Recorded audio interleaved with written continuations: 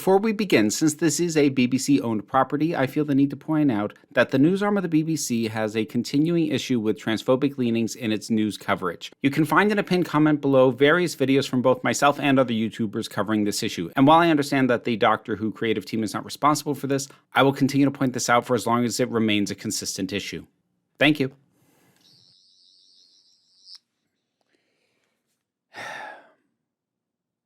I really hoped I'd come away with a better overall perspective on this series.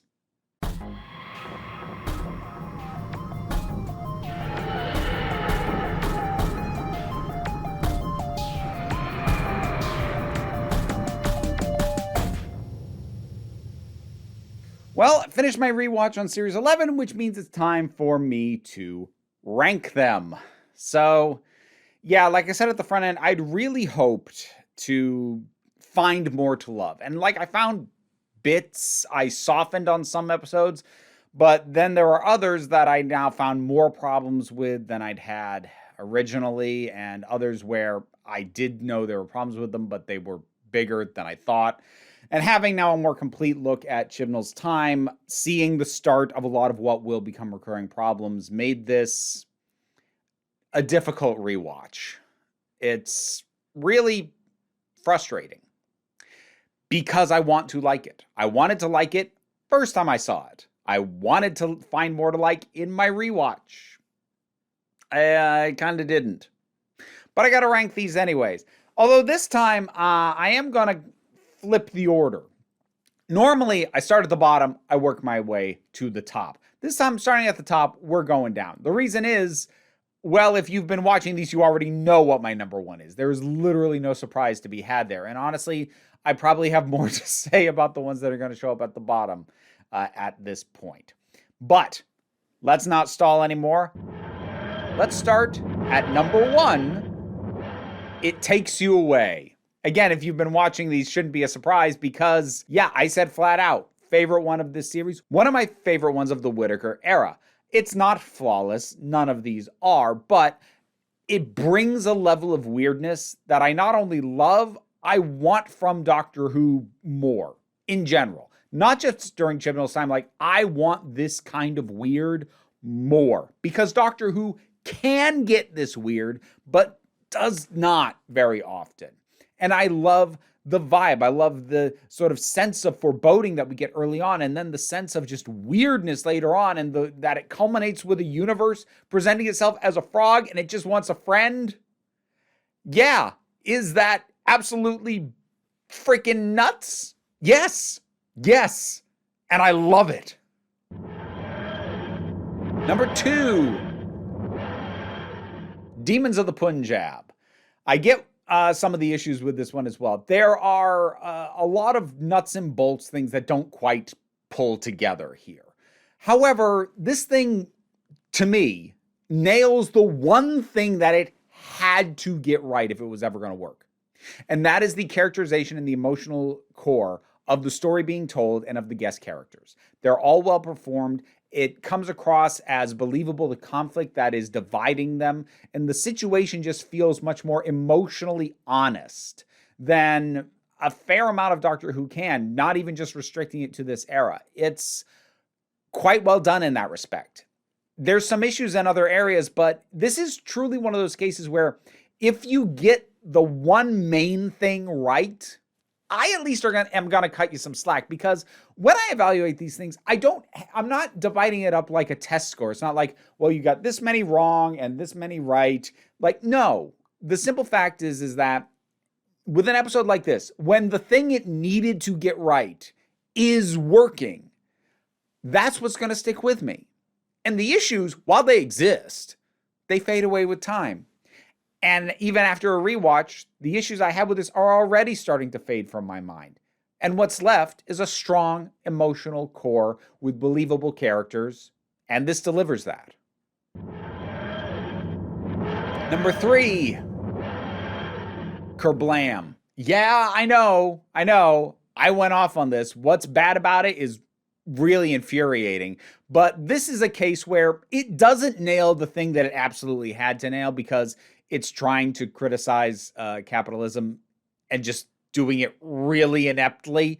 However, the simple fact is the vibe and the energy, the sense of propellant motion, the sense of adventure, and also, again, very well shot, this one, that does count for a lot. Now, when I watched it the first time, all that stuck with me so much that I didn't really grapple with how messed up a lot of its messaging around capitalism was, especially at the very end, which, holy crap, does that ending absolutely fall apart. But at the same time, I can't ignore the fact that everything that I liked about it, I liked so much, I didn't even notice that stuff the first time. And even on a rewatch, while I'm noticing it now, and yeah, it's real bad, that energy isn't gone. That sense of impending doom, that sense of oppressiveness in the warehouse, that sense of trying to unravel the mystery of what's going on. I think the setting's good. I think the overall atmosphere is good. I think most of the guest performers are good. I mean, Charlie, I feel bad for the actor because the character is written terribly, but a lot of the core components of this are good and do work, and the overall energy to it, I really enjoy. This has the feel of something that I like from Doctor Who, even if the actual specifics don't hold up. Number 4, The Ghost Monument. Kind of a similar deal to Kerblam. This has a vibe and an energy that I really dig. I actually don't think it falls apart as hard as Kerblam does in terms of its weak elements. Its weak elements are more sprinkled across the whole thing, whereas Kerblam completely falls apart at the last hurdle. And I debated back and forth what order to put these. And honestly, if you asked me another day, I might have switched them around. But ultimately, the reason I did them in the order that I did is that with Kerblam, the things that I like about it, I like more than the things that I like about the Ghost Monument. Even though the things that I don't like about the Ghost Monument, I have less of an issue with than the stuff with Kerblam. So it's like, they are really neck and neck. But again, the Ghost Monument has an energy that I enjoy. It has good guest performances. There is when this era does sort of propellant stories like this, like Kerblam, it does them quite well. The sense of energy in the chase and the trying to get away from stuff and the trying to stay safe, I enjoy all of that. Again, there's a lot of nuts and bolts stuff that doesn't hold up. There's a lot of the specifics that either don't make sense or feel underexplored. But ultimately, what I'm left with when I think back on it is, I liked the energy of that. Can we have more of that energy with just a tighter script? Number 5, Rosa. Now, my relationship with Rosa is complicated, and I've talked about that in the now 3 videos that I've made on that episode. However, overall, I think I've softened from my issues with it. My issues with it were very rooted in stuff I was going through at the time. And while I don't think my concerns or my read on it were invalid, I don't feel as strongly about them as I did before. And as a result, I am gentler on this episode. And the actress who plays Rosa is honestly really good. And I don't really have a problem with Krasko as a villain. There are some other elements that feel a little bit off, a little bit contrived. I still feel like the closing doesn't quite land right. It's not as off as I remembered it being, but it's not landing quite right. I hate that there's no consequences for what Ryan did to Krasko. That's still so bizarre to me. But this isn't necessarily an episode that I came to find a new appreciation of, but it's more one where my criticisms don't feel as pressing. It doesn't feel like the things that I took issue with before, they're not as rooted in me. And as a result, the stuff that I did remember being good is shining a bit more on this rewatch. I think that's why this lands where it does. Number 6, The Witchfinders. This one, actually, this and Rosa, it was another kind of back and forth. I flipped them back and forth a couple of times. Now, The Witchfinders is actually notably better than I remembered it being. It does quite a bit with its initial setup with capturing that sense of paranoia, of people turning on each other. And Alan Cumming is just having a blast. King James isn't especially well written, but he's exceptionally well performed. So he's still fun, even though the character isn't that great on paper. He brings a lot to it. However, this does fall apart real bad at the climax. Not in the way that Kerblam did, i.e. undermining itself, but just in a completely losing the thread. Because up to that point, up to the actual full reveal of the Morax, they had a perfectly serviceable human villain. She was working really well as a human antagonist that was fitting to the time and to the circumstances. And now suddenly, not only are we dealing with mud monsters, but they also kill the human antagonist. It would have been one thing if the mud monsters and her were both around for the very end, and the Doctor and Companions had to deal with both. But no, they basically just take over the villain slot, and we don't know anything about these mud monsters. So we get this big lore dump, and it's a technobabble solution, and it's a mess. It is a mess of a conclusion. And while I said it doesn't undermine itself quite the way that Kerblam did, at the same time, the highs in this weren't as high as the highs in Kerblam. Again, what I liked about Kerblam, I really like, but then it kind of knocks its own feet out from under it. Whereas this, while I think it's much better than I remember it being, it doesn't astound me. And then with the ending falling apart as bad as it does, it just leaves me going, oh, that's kind of a shame. Number 7. The Woman Who Fell to Earth. It's fine. That's kind of all I've got. There's like little bits and moments, and some of the character introductions are pretty good, but it feels off still. And in some ways that I'm able to put my finger on, in terms of the way the Doctor is in sort of her getting on her moral high horse at a few points where it doesn't quite track or make sense to me with my normal understanding of the Doctor, and they haven't established her well enough for me to understand why she's kind of doing or behaving or approaching certain things the way she is.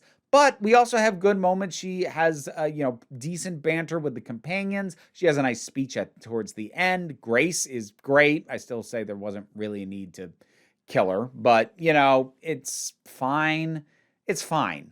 That's just kind of where I'm at. I don't really have strong feelings about it. I don't think it's that bad, but unlike basically everyone that I put above it, those I can at least point to some parts and go, that part was really good though. It needed more of this, or it would have been great if just X hadn't happened. Whereas this, I'm just like, it's fine. I can't tell you what the exceptional strong aspect of this is, because it's just fine. Number 8. The Saranga Conundrum. And this one just doesn't have a lot of positives. The stuff that's bad in it, honestly, I think this might be an over-maligned episode, because the stuff that's bad is not that bad. There just isn't very much that's good. Really, the only thing of note that felt good to me was the interactions between the Doctor and the head medical person on the ship before he gets ejected into space and removed from the story. And other than him, there just isn't much that's good.